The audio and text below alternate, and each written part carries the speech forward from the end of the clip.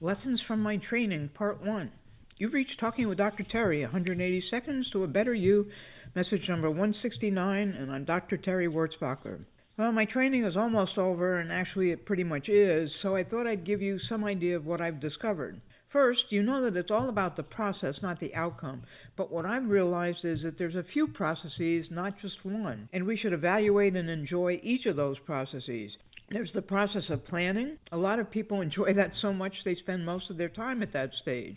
I did a lot of planning for my training this year because I really wanted to improve, but more on that later. The second process was the actual training, and I will say that as grueling as it was some days, I thoroughly enjoyed being out there even in the heat and meeting people who have seen me walking all over. Every day someone said, "I see you all over town. What are you doing?" I've enjoyed watching the flowers bloom and fade only to be replaced by new ones. The third process is the one most people think about, and that's the actual race itself.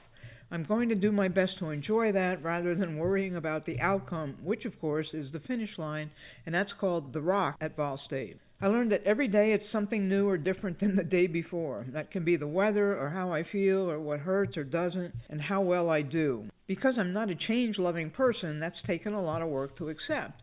But my mantra of "this too shall pass" has helped me with that a lot.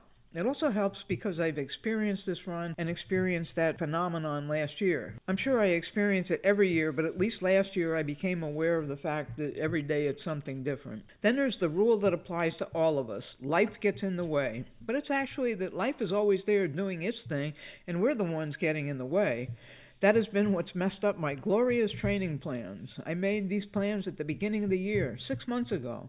Since then, I've become a death doula and started volunteering, and I've also had multiple medical issues and procedures, which are only pertinent because they've taken time, and that screwed up my training schedule. I think we should stop saying that life gets in the way and just say that we get in the way of life.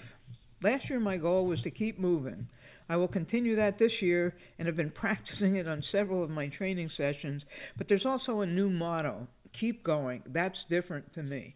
Keep moving means to not stop and rest so much even though my favorite guardrails will be disappointed. And keep going means not to entertain the idea of quitting, no matter how exhausted I may feel. I also learned it's okay to feel fatigue, that I shouldn't worry about it and just stick it in a drawer, shut the drawer, and move on. I practiced that and become a bit more adept at it, but fatigue is a real factor in a race of this length. I have several more lessons that I'll talk about tomorrow, but for now, have a diamond day.